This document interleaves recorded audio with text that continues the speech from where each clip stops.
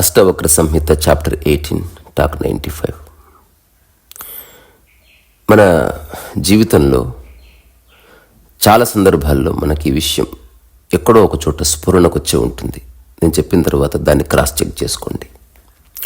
మంచి చేయాలని పోతే చెడు అవుతుంది, చెడు చేయాలని పోతే మంచి అవుతుంది.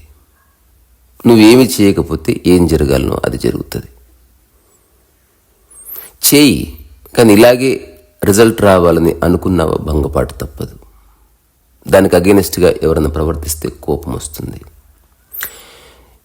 ఇదంతా నిరంతరం మనిషి చుట్టుపక్కల జరిగే ఒక ఫెనామినా. దాదాపు అందరికీ ఇది జరుగుతూనే ఉంటుంది. ఈరోజు అష్టావక్రుడు చెప్తున్న సూత్రం నాకు తెలిసి నా అధ్యయనం వరకు ఏ ఆధ్యాత్మిక గ్రంథంలోనూ చెప్పబడలే. అంటే కంప్లీట్ బియాండ్ ఎక్స్పీరియన్స్. అది అసాధ్యము కాదు, సాధ్యము. ఎందుకంటే ప్రకృతి నియమం అది. ప్రకృతి శుభము కాదు, అశుభము కాదు. ప్రకృతి మంచి కాదు, చెడు కాదు. మన పాయింట్ ఆఫ్ వ్యూలో మంచి చెడు. ఒక వ్యక్తి మరణిస్తే మనకు చెడు. ప్రకృతి ఒక నిరంతర కదలిక. దాంట్లో పుట్టుక ఉంది, పెరగడము ఉంది, పడిపోవడం ఉంది. కానీ మనిషి తనకు తగ్గట్టు జరిగితే శుభం అనుకుంటున్నాడు, తనకు తగ్గట్టు జరగకపోతే అశుభం అనుకుంటున్నాడు. సో అష్టావక్రుడు చెప్తాడు, ఈ రెంటి నుంచి బయటపడ్డవాడు జ్ఞాని అంటాడు. అలాగని శుభము అశుభము లేదని కాదు, కుతర్కం వద్దు.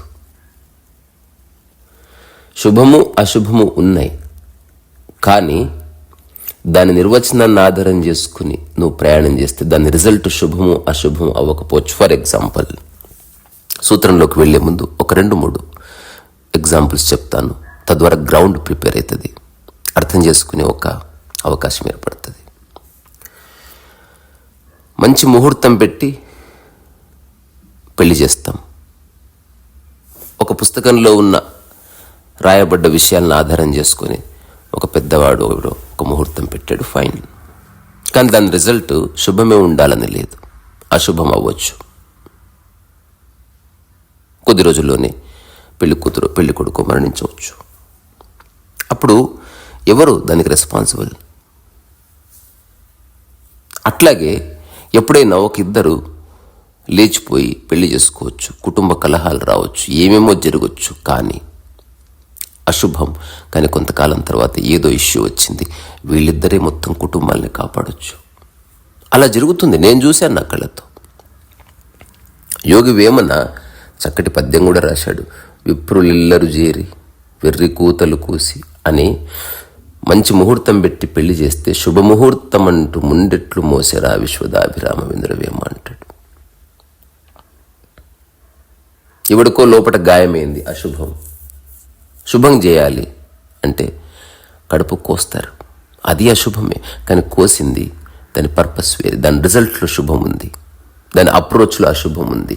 సో అష్టావక్రుడు చెప్తాడు, ఈ విరోధ భాష్యాన్ని అర్థం చేసుకో. ఈ పుక్కిటి పురాణాల్లో శుభం ఇది, అశుభం ఇది, ఇలా చేస్తేనే శుభము, ఇలా చేస్తేనే అశుభం అన్న ధారణ నుంచి బయటికి రా. ఇంతవరకు వాటిలోనే ఉన్నావు. ఒక్కసారి వర్తమానంలోకి రా. ఆ వర్తమానం ఏది నిర్ణయిస్తే అది శుభం. అష్టవక్ర సంహిత నేను చెప్పిన టాక్స్లో కొన్ని విషయాలు రిపీటెడ్గా చెప్తున్నా. అందులో ఇప్పుడు చెప్పబోయే విషయం కూడా మీరు జ్ఞప్తికి పెట్టుకోండి. ప్రపంచానికి సంబంధించిన అన్ని విషయాల్లో భాషకు కానీ అనుభవాలకు కానీ ద్వైతం ఉంది, ద్వంద్వం ఉంది, ద్వయం ఉంది. నువ్వు ప్రాపంచికంగా ఆనందం అన్నావంటే దుఃఖం ఉంది, సుఖం అంటే దుఃఖమని, గెలుపు అంటే ఓటమని, మంచి అంటే చెడు అని, ఇవన్నీ ఉంటాయి. కానీ ప్రకృతి పరంగా మంచి అంటే మంచి మాత్రమే, చెడు దానికి ఆపోజిట్ లేదు. ప్రకృతి అనేది కదలిక, అది మంచి చెడులకు అతీతం. ప్రకృతి అంటే ఆనందమే. ప్రకృతి పరంగా సచ్చిదానందం అంటే దాని అర్థం మళ్ళీ దానికి ఆపోజిట్ ఎక్స్పీరియన్స్ దుఃఖం ఏదో ఉంటుందని కాదు. సో అర్థం చేసుకోవాల్సిన అవసరం ఉంది. If you really want to be happy, then you have to understand. ఈరోజు సూత్రం చాలా అద్భుతమైన సూత్రం.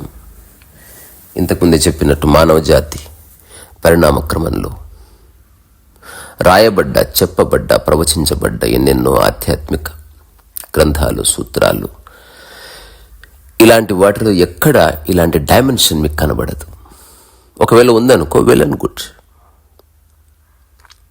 అష్టావక్రుడు చెప్తున్నాడు, యదా యత్కర్తుమాయాతి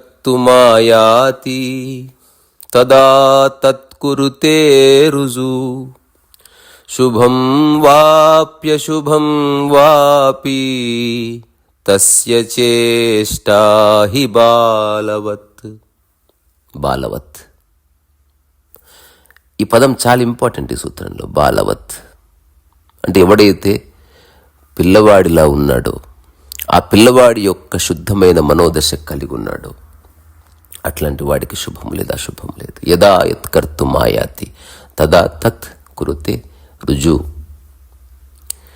శుభం వ్యాపి అశుభం వాపి తస్య చేష్టా హి బాలవత్. ఎప్పుడు ఏది శుభకార్యమని అశుభకార్యమని ప్రాప్తిస్తుందో దాన్ని జ్ఞాని పట్టుదల ప్రగాఢ వాంఛ లేకుండా చేస్తుంటాడు. అతని వ్యవహారాలన్నీ బాల్య చేష్టల వలె ఉంటాయి.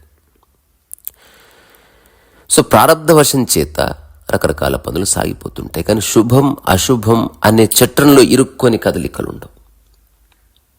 ఇప్పుడు నేను ఇల్లు తీసుకున్నాను,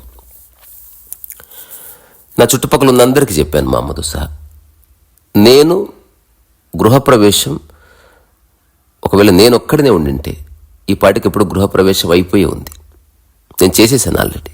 మనకంటే ముందు రకరకాల వ్యక్తులు గృహప్రవేశం చేశారు. క్రిములు, కీటకాలన్నీ చేసాయి, కొన్ని వస్తువులు చేసాయి, పొయ్యి చేసింది, గృహప్రవేశం జరిగిపోయింది. సాంప్రదాయాన్ని ఒకవేళ మీరు విశ్వసిస్తే దాని రిజల్ట్ ఏదైతే ఉందో అది నువ్వు ఇప్పుడే అనుభవిస్తే గృహప్రవేశం ప్రత్యేకంగా ఒక కర్మ చేసి ఒక క్రతువు చేసి చేయక్కర్లే. I'm not against it.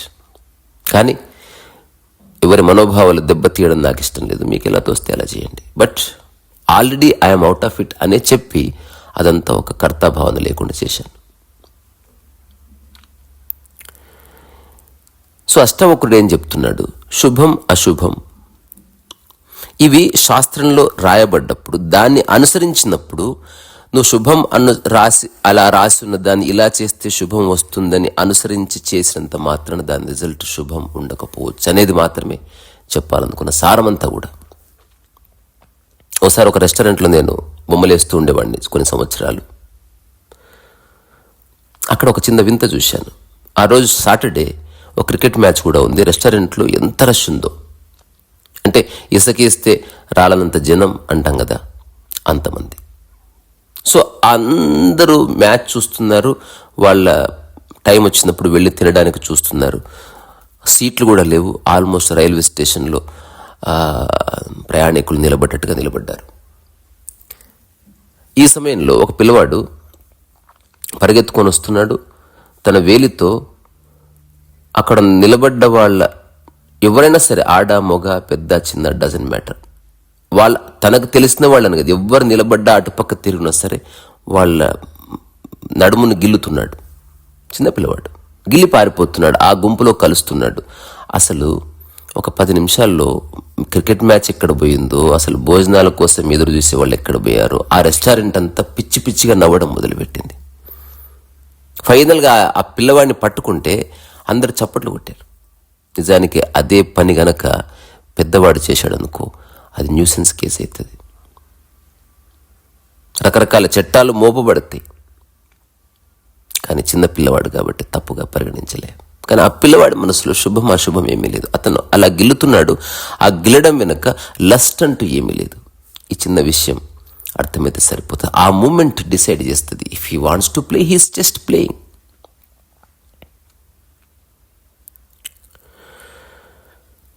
Osho ఒక చిన్న స్టోరీ చెప్పాడు దీనికి సంబంధించి. ఒక వ్యక్తిని చంపడానికి ఇంకొక వ్యక్తి బాణం వేసాడంట. ఇప్పుడు ఆ బాణం తగిలింది కాలికి తగలగానే ఇప్పుడు అతని పాయింట్ ఆఫ్ వ్యూ ఏమిటి? అతను చంపాలనుకున్నాడు. అతను బాణం వేసి వెళ్ళిపోయాడు కూడా. కానీ ఈ బాణం తగిలిన వ్యక్తి ఆశ్చర్యపోయాడు. బాణం ఎక్కడైతే తగిలిందో అది కాలు, కానీ హఠాత్తుగా కొన్ని ఏళ్లుగా అతను ఇబ్బంది పడుతున్న మైగ్రేన్ డిసపియర్ అయింది. హఠాత్తుగా తనకు తెలిసింది నొప్పి తలలో ఉంది, కానీ దాని యొక్క మూలం ఇక్కడెక్కడో కాలు దగ్గర ఉంది. ఆ అక్కడనే ఆక్యుపంక్చర్ పుట్టింది. ఇప్పుడు ఆక్యుపంక్చర్ ఆ తర్వాత ఒక శాస్త్రంగా ఎదిగింది. ఇప్పటికీ చాలా రకరకాల దేశాల్లో ఆక్యుపంక్చర్ చేసేవాళ్ళు ఉన్నారు. కొన్ని లక్షల మంది బెనిఫిట్ అయ్యారు. నేను దాని ఇంపాక్ట్ ఒకసారి చూశాను. ఇప్పుడు దీని మొత్తాన్ని చూస్తే అది చెడుతో ప్రారంభమైంది, కానీ దాని రిజల్ట్లో శుభం జరిగింది. సో రాగద్వేషాలకు అతీతంగా, మమతకి అతీతంగా మనసు పోవాలని అష్టావకుడు పదే పదే చెప్తాడు. సో మంచి చేద్దాం అనుకుంటే చెడు అవుతుంది, చెడు చేద్దాం అనుకుంటే మంచి అవుతుంది. నువ్వు జస్ట్ చేస్తూ పో, ఏదో ఒకటి అవుతుంది. ఆ రిజల్ట్కి నువ్వు అంటుకోకు. సో ఫలితాన్ని ఆశించకు అంటే అదే. ఒక మూవీ ఉంది, తప్పకుండా మీరు చూడాలని కోరుకుంటున్నా. అది క్రిస్టియన్ ఫెయిత్కి సంబంధించింది, కానీ కథలో క్రిస్టియన్ ఫెయిత్ ఏమీ లేదు. ఎందుకంటే దాని తర్వాత వాళ్ళు క్రిస్టియన్ ఫెయిత్గా మార్చుకున్నారు. ఆ కథ ఏమిటంటే, ఆ సినిమా పేరు మిరాకిల్స్ ఫ్రమ్ హెవెన్. అది ఫస్ట్ పుస్తకం కూడా వచ్చింది. సో ప్యాట్రిసియా రిగ్గన్ అనే ఆవిడ దర్శకత్వం చేసింది, ర్యాండీ బ్రౌన్. ఈ సినిమా నాకు పర్సనల్గా చాలా నచ్చింది. మా అమ్మకు చూపిస్తే కూడా కన్నీళ్ళు పెట్టుకుంది. నేను ఈ కథ యొక్క మూలాన్ని కొన్ని మాటల్లో చెప్తాను. అన్న అనే ఒక పాప ఉంది, చిన్న పాప. ఇది రీసెంట్గా జరిగిన స్టోరీ, బిట్వీన్ 2007-2012. ఎప్పుడు పాత కథ కాదు, మీరు ఇంటర్నెట్లో కొట్టిన దాని సమాచారం ఉంటుంది. సో ఆ అమ్మాయి అన్నం అరగడం మానేసి, నేను డీటెయిల్స్లోకి వెళ్ళట్లే, అంటే I'm not using technical words. అంటే దీన్ని ఏమంటారు, lactose intolerance and acid reflux, ఇట్లాంటి పదాలు వాడితే అర్థమేసాదు. ఓవరాల్గా ఇట్లా అర్థం చేసుకుని తిన్నది అరగడం లేదా అమ్మాయికి. ఇప్పుడు అరగకపోతే ఆలోచించుకోండి, అది మురిగిపోతుంది, పాయిజన్ అయిపోతుంది. అన్నం అరిగితేనే కదా మనకు తర్వాత మలమూత్రాలు వచ్చేది. సో అరగని కారణంగా మలము లేదు, మూత్రము లేదు. ఆ తర్వాత ఆ అమ్మాయి పొట్ట ఉబ్బుతుంది. రకరకాల హాస్పిటల్కి తీసుకెళ్లారు. ఆ తర్వాత అప్పట్లో అంటే famous gastroenterologist doctor Samuel Nurko అనే వ్యక్తి దగ్గర తీసుకెళ్తే ఫైనల్లీ హీ సెడ్, ఇదొక సీరియస్ కండిషన్. ఆమె కనుక తింటే ఆ ఫుడ్ని మనం రకరకాల మెడిసిన్స్ వాడి రకరకాల చాలా పనిష్మెంట్ అది, అట్లా అరిగించాలి, లేకపోతే తినకపోతే అమ్మాయి చచ్చిపోతుంది. మీరు అనవసరంగా ఆ అమ్మాయిని బతికించాలని ట్రై చేసి తీసుకెళ్ళండి. సో ఏం చేస్తారు, చాలా ప్రయత్నాలు చేశారు, 4-5 సంవత్సరాలు తిరిగారు. అయితే వీళ్ళు ఉన్న ఇంట్లో ఒక పెద్ద చెట్టు ఉంది, పురాతన చెట్టు. అది దాదాపు దాని యొక్క కాండం 30 ఫీట్లు ఉంటుంది. ఈ అమ్మాయి పొట్ట ఉబ్బింది. ఆమెకి ఒక అక్క తమ్ముడు ఉన్నారు, వాటెవర్.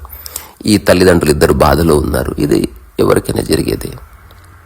అయితే ఇక్కడే ఒక మిరాకిల్ జరిగింది. డాక్టర్స్ డిక్లేర్ చేశారు, ప్రపంచ వైద్య శాస్త్రంలో ఎక్కడా దీనికి మెడిసిన్ లేదు, ఆ అమ్మాయిని బతికించడం అసాధ్యం. చేతులు ఎత్తేశారు, అందరూ చేతులు ఎత్తేశారు. ఈ అమ్మాయి తెలియదు, ఆ అమ్మాయికి ఏది ఉంటే అది అనుభవిస్తుంది. మీరు ఆ సినిమా చూస్తే హాస్పిటల్ సీన్స్లో ఆ అమ్మాయి చెప్పే మాటలు చాలా బాగుంటాయి. ఇదంతా ఎందుకు మమ్మీ, నేను చచ్చిపోతే ఓకే కదా. ఆ అమ్మాయి బాధలు చెప్పట్లే, అక్కస్తో చెప్పట్లే. అంటే ఈ న్యూసెన్స్ అంతా ఎందుకు, నువ్వు బాధపడుతున్నావే అంటది. సో ఆ తర్వాత అట్లా బయట కూర్చున్నప్పుడు వాళ్ళ అక్క అంటది, చెట్టు మీద ఎక్కి ఆడుకుందా. వాళ్ళు చిన్నప్పటి నుంచి ఆడుకునే చెట్టు అది. సో పెద్ద చెట్టు, పెద్ద పెద్ద కొమ్మలు, అవతార సినిమాల లాగా చెట్టు. ఆ చెట్టు మీదకి ఎక్కుతారు. ఎక్కిన తర్వాత ఒక కొమ్మ మీద కూర్చు, హఠాత్తుగా ఆ కొమ్మ ఇరిగిపోబోతుండగా వీళ్ళ అక్క ఏం చేస్తుంది, ఈ కొమ్మ ఇరిగిపోతుంది అని లేపి ఆ చెట్టు కాండం పైన మధ్య భాగంలో నిలబడిపో అని చెప్తుంది. అయితే వీళ్ళెవ్వరికీ తెలియని విషయం ఏమిటంటే, కొన్ని సంవత్సరాలుగా ఆ మధ్య భాగంలో ఒక లోపటికి హ్యాలో ఏర్పడ్డది. అందరికీ తెలుసు, చెట్టు లోపల హ్యాలో ఉంటుంది.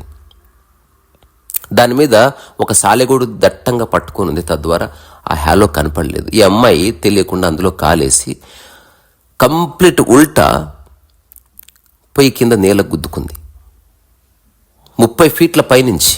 అసలు అమ్మాయికి తెలియని కూడా తెలియదు. అప్పటికే ఆ అమ్మాయి రకరకాల రోగాల్లో బాధపడుతుంది. ఆ అమ్మాయి పొట్ట ఉబ్బింది, జస్ట్ ఫ్యూ డేస్లో మరణిస్తుంది. ఇట్లాంటి అమ్మాయికి ఇంత పద్య సమస్య వచ్చింది ఏమిట్రా అని తల్లి ఆ గోడ గుద్దుకొని బాధపడి అప్పుడు మొదటిసారి ప్రార్థన చేసిందంట. ప్రార్థన అంటే క్రిస్టియన్ ఫెయిత్ అని కాదు, తను నమ్మేదేదో చేసింది.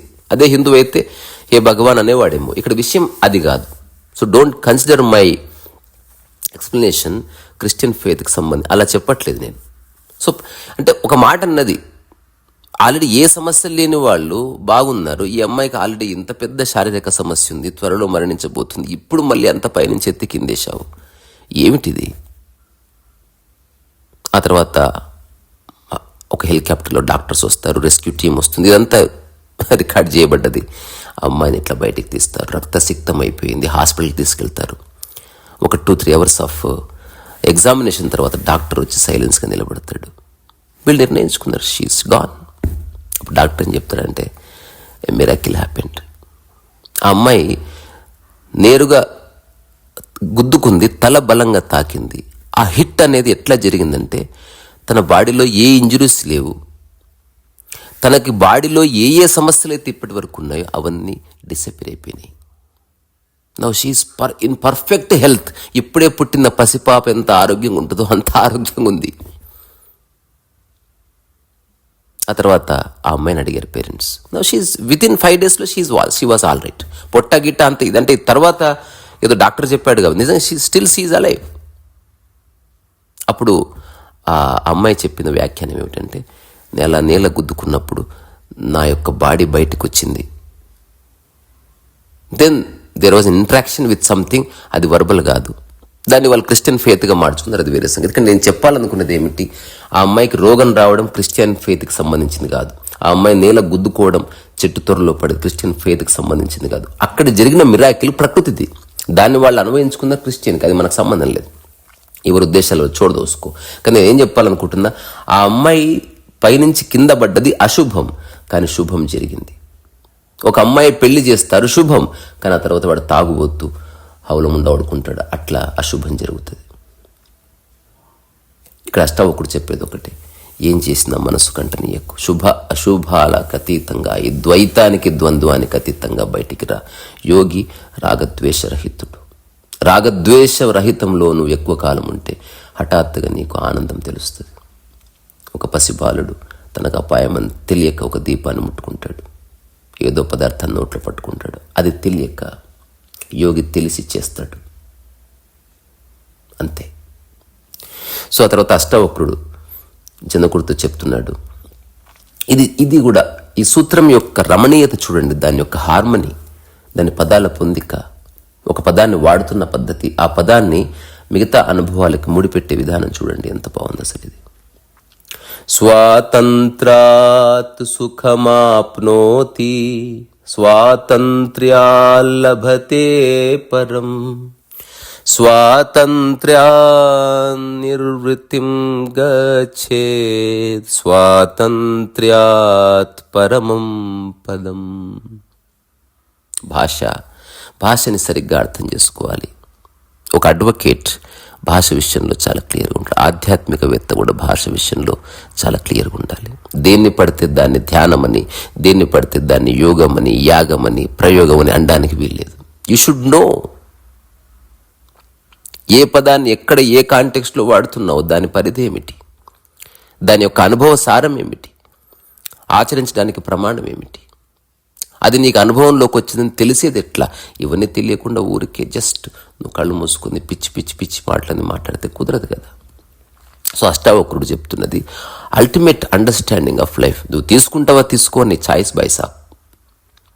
సో స్వాతంత్ర్యాత్ సుఖమాప్నోతి స్వాతంత్ర్య లభతే పరం స్వాతంత్ర్య నిర్వర్తిం గచ్చేత్ స్వాతంత్ర్యాత్ పరమం పదం. సో జ్ఞాని స్వతంత్రత వల్లనే పరమసుఖం పొందుతున్నాడు. స్వతంత్రత వల్లనే పరంజ్యోతి, పరమజ్ఞానం, పరతత్వం లభ్యమవుతున్నది. స్వతంత్రత వల్లనే నిర్వృత్తి లభిస్తున్నది. స్వతంత్రత వల్లనే పరమపదమైన స్వస్వరూప సాక్షాత్కార సంప్రాప్తం. ఇదేదో గొప్ప భాషగా అనిపిస్తున్నది కాదు, చాలా తేలికైన విషయం. స్వాతంత్రం వల్లనే రాగద్వేష నీకు అతీతంగా ఉంటున్నాడు. సుఖం అంటే ఏంటో తెలుసా? స్వతంత్రతనే. మనిషి కోరుకుంటున్నది ఏమిటి? స్వతంత్రతనే. స్వతంత్రత కోరుకుంటూ నిరంతరం మనిషి పరతంత్రతలోకి పోతున్నాడు. ఇదే విరోధాభాష్యం. స్వతంత్రత అష్టావక్ర గీత యొక్క పరమసారం. కృష్ణమూర్తి నుంచి బయటకు వచ్చిన the first and last freedom Ashtavakra Mahageeta. ఈ సూత్రం యొక్క అది ఎలాబొరేటెడ్ వ్యాఖ్య. ఆలోచించండి. మనిషి స్వతంత్రత కోరుకుంటున్నాడు, కానీ నిరంతరం మనిషి పరాధీనతలోకి వెళుతున్నాడు. ఇదే విరోధాభాష్యం. ప్రపంచం అంటే పరాధీనత, పరతంత్రత, దాంట్లోకి వెళ్ళడం. ప్రకృతి అంటే స్వతంత్రత. ఈ ప్రపంచంలో, ఈ ప్రకృతిలో ఉన్న ఏ ప్రాణి ఎవరి ఆధీనంలో లేవు, ప్రకృతి ఆధీనంలో ఉన్నాయి, ప్రకృతిలో భాగమై ఉన్నాయి. కానీ మనిషి ఒక్కడే అన్నీ తెలిసిన మూర్ఖుడు. తెలిసి తెలిసి తెలిసి పరతంత్రతలోకి వెళతాడు, తెలిసి తెలిసి పరాధీనతలోకి వెళతాడు. పరాధీనత, దాంట్లో సుఖం ఎక్కడిది? కొన్ని ఎగ్జాంపుల్స్ చెప్తా. పరాధీనత మీలో ఉందా లేదా చూసుకోండి. ఇప్పుడు నేను చెప్తున్నా, ఏ పరాధీనత లేదు, ఏ పరతంత్రత లేదు, నా మీద ఏ అథారిటీ లేదు, నా కింద ఏ బానిసలు లేరు, పని వాళ్ళు లేరు. నా దగ్గరికి వచ్చి ఎవరన్నా వచ్చి బాలాజీ టైసన్ మీ వర్కర్స్ అంటారు. భాష, ఎవడు నా వర్కర్ కాదు, అందరూ నాతో సమానం, నీతో సహా. నా పని నేను చేసుకుంటున్నాను, వాళ్ళ పని వాళ్ళు చేస్తారు. వాళ్ళకి ఏదైనా నచ్చితే నా కోసం చేయొచ్చు. నేను ఎప్పుడు ఎవరిని ఏమీ అడగను, నాకొద్దు, నేను డిపెండ్ అయ్యేలేను. నేను చూశాను, ఒక పెద్ద కోటీశ్వరుడు టీ కోసం ఒక పని అమ్మాయి మీద డిపెండ్ అయ్యాడు. ఆ అమ్మాయి లేటుగా 5 నిమిషాలు వస్తే హీ హ్యాస్ టు వెయిట్. ఎవరు బాస్? జస్ట్ నువ్వు హుకుం జారీ చేస్తున్నావు, కానీ you have to wait. So పరాధీనతలో సుఖం లేదు. పరాధీనత నుంచి స్వతంత్రత రావాలంటే you have to understand the phenomena called mind in its totality. సూపర్ఫిషియల్గా శుష్క వేదాంతాలతో అర్థం చేసుకుంటే సరిపోదు. ఇప్పుడు పరాధీనత. ఒక అమ్మాయి చాలా హాయిగా ఆడుతూ పాడుతుంది, స్కూల్కి పంపిస్తాం. పరతంత్రతలోకి వెళ్ళింది, బాధపడుతుంది, ఏడుస్తుంది.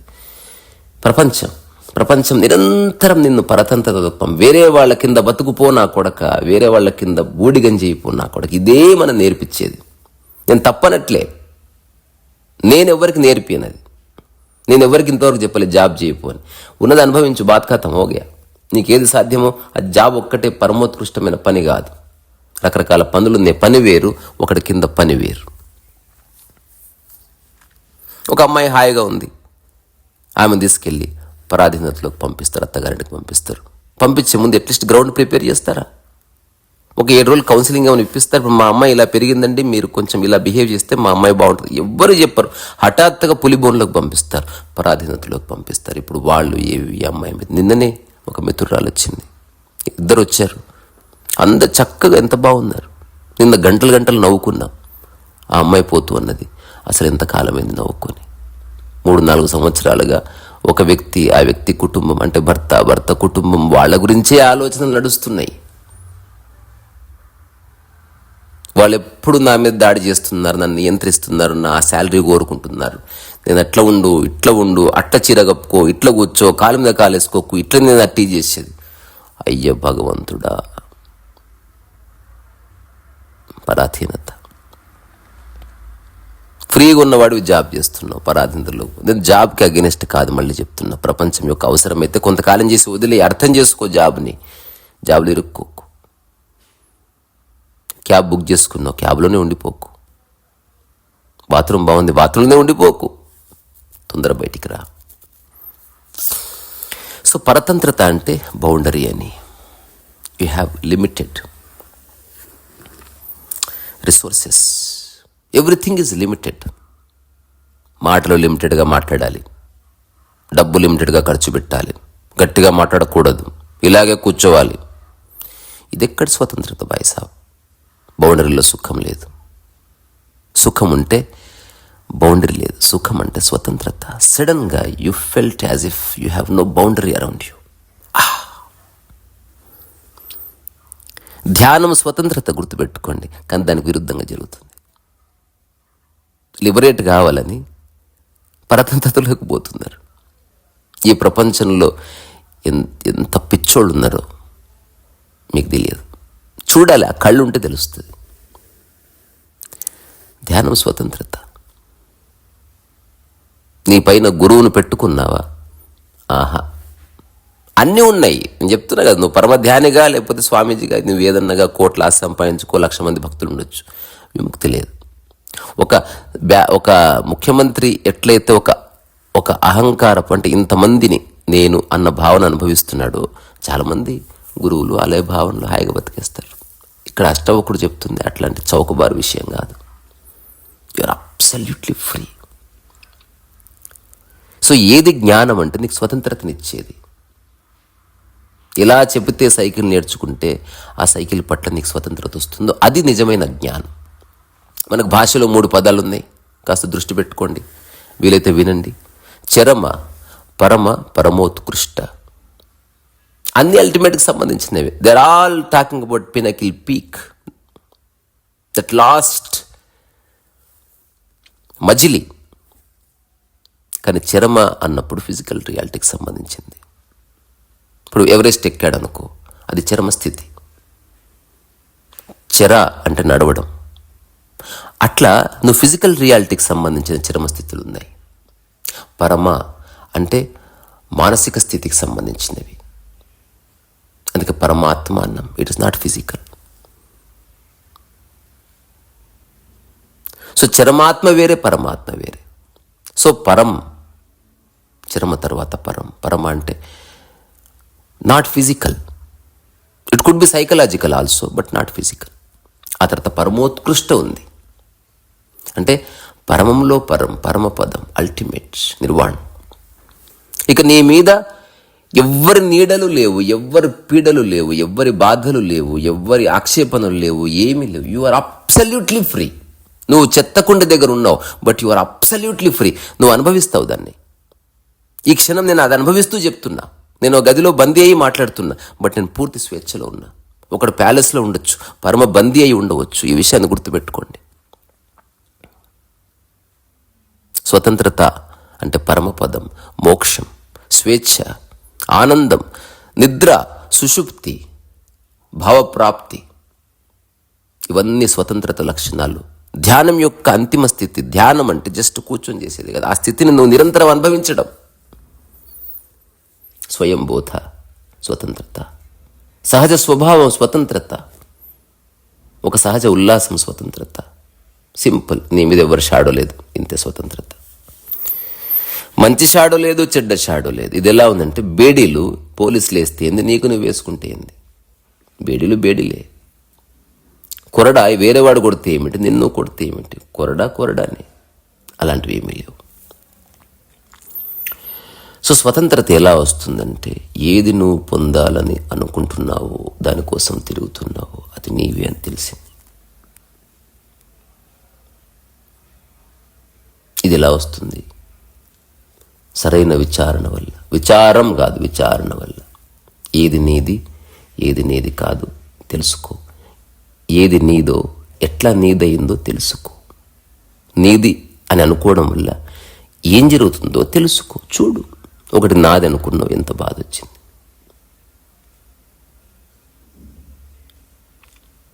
నీదంటూ ఏది లేకపోతే నీవెవరు? క్వశ్చన్. నీదంటూ ఏది లేకపోతే నీవెవరు? ఆలోచించు. ఈ ఊరికే సాదాసీదా మాటలు కాదు, గమనించాల్సిన విషయాలు. స్వతంత్రత అంటే నీవున్నావు, నీదంటూ ఏది లేదు. నీవున్నావు, వేరేవాడు ఉన్నాడా లేదా ఇర్రెలవెంట్. నీవున్నావు.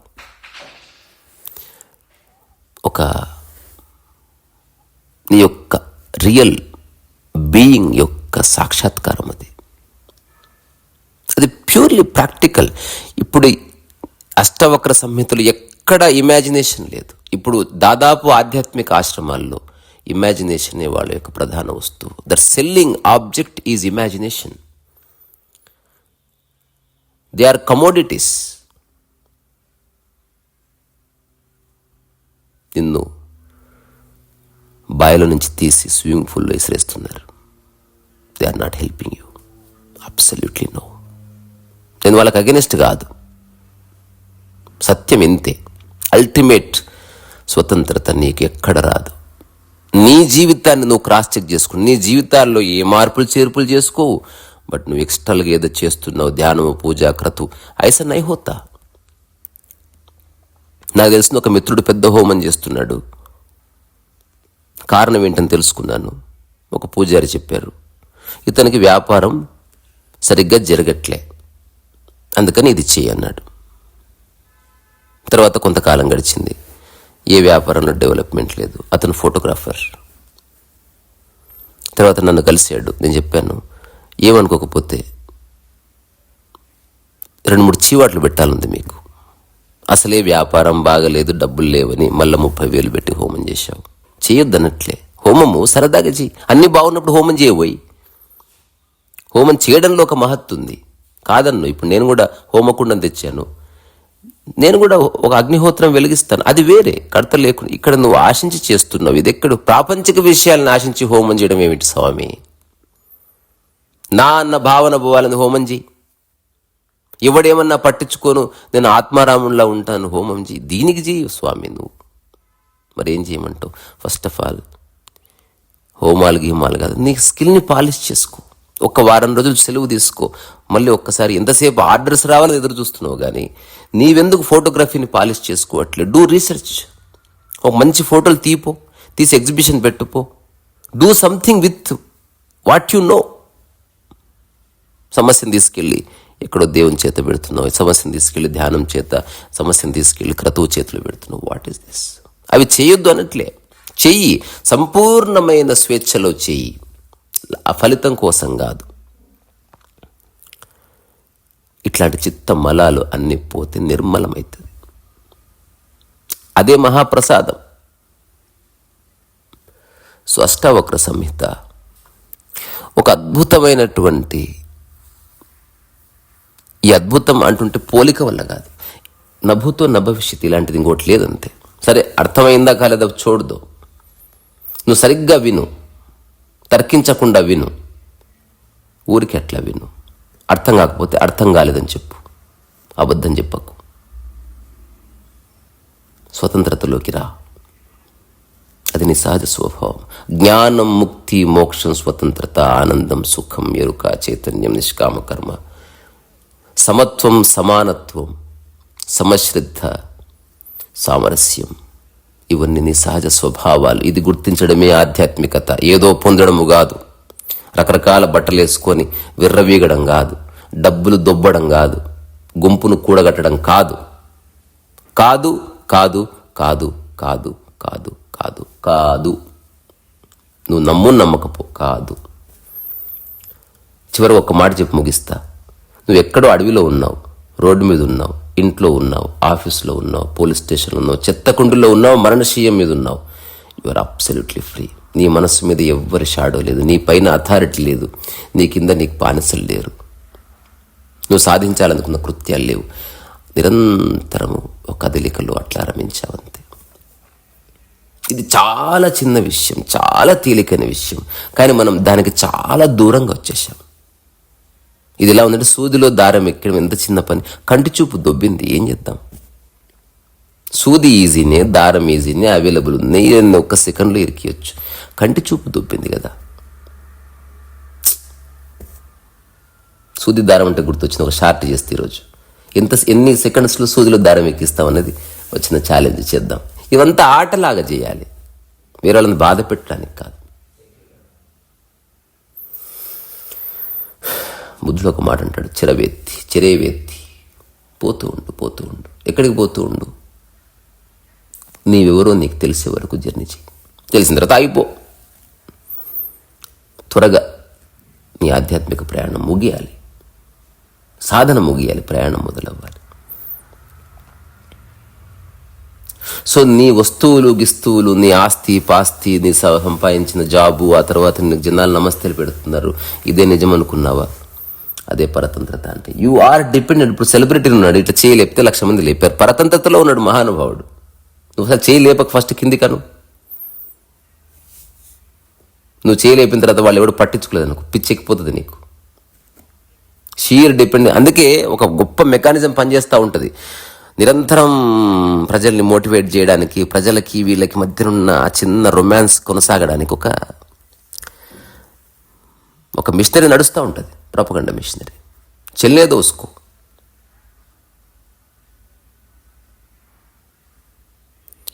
పరతంత్రత వద్దు. ఈరోజు చెప్పిన విషయాలు 2-3. సుఖ దుఃఖాలు ఉన్నాయి, మంచిళ్ళు ఉన్నాయి, వాటిలో నువ్వు ఉండకు. నువ్వు ఏదైనా చేసినప్పుడు శుభం అశుభం అని ఆలోచించేయకు, చేస్తూ ఉండు, దానికి ఏదో రిజల్ట్ వస్తుంది. కర్త భావనకు అతీతం కాబట్టి దాని ఫలితంతో నీకు సంబంధం లేదు. అల్టిమేట్ భగవద్గీత ఎవరో కాదు, నీవే అవ్వాలి. నేనే అయి చెప్తున్నా. I'm not expecting anything from you. బాత్ ఖతం హోగా. నువ్వు ఏదైనా ఇస్తేవే తీసుకుంటాను, ఏం ఎక్స్పెక్ట్ చేయలే. ఎవరో పళ్ళు తెచ్చిస్తే తిన్నాను నేను. వాళ్ళు ఏమి ఎక్స్పెక్ట్ చేయలే. నా పుస్తకం బహుమతికి తీసుకెళ్లారు, కానీ ఎక్స్పెక్ట్ చేసే ఎవరిని వస్తే పళ్ళే తీసుకురావాలి అంటే కథ ఇరుక్కుపోలే. ఇంకొక సూత్రంలో అష్టావకుడు స్వతంత్రత గురించి చెప్పాడు. స్వతంత్రత కోరుకుంటున్న మనిషి నిరంతరం పరతంత్రతలోకి పోతున్నాడు, పరాధీనతలోకి పోతున్నాడు. స్వచ్ఛందముగా స్వ ఆధీనంలోకి రావాలి, సహజత్వంలో రమించాలి. ఇదే అష్టావకుడు యొక్క పరమసారం. దీని గురించి ఊరికి అట్లా బరువు లేకుండా, అంబిషన్ లేకుండా, పోల్చుకోకుండా తొంగి చూడండి. ఏమో ఒక్క మాట, ఇప్పుడు చెప్పిన దాంట్లో ఒక్క మాట మీ యొక్క స్కోర్కి టచ్ అయిందనుకో, మొత్తం మారిపోతుంది. నువ్వు మార్చవు, అది మారిపోతుంది. నువ్వు మార్చేదంతా క్షుద్రం, దానంతకు అది మారుతుంది.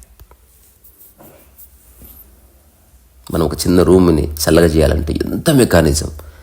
ప్రకృతి చూడిపో, ఒక్కసారి గాలి కొట్టిందంటే భూమి చల్లగా అయిపోతుంది. ఇక్కడి నుంచే మీ అందరిలో ఉన్న సహజమైన అన్నింటికీ నేను శిరస్సు ఉంచి నమస్కారం చేస్తున్నా.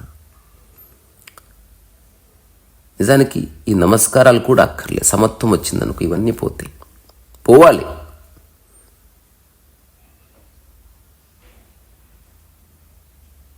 సరస్వతి.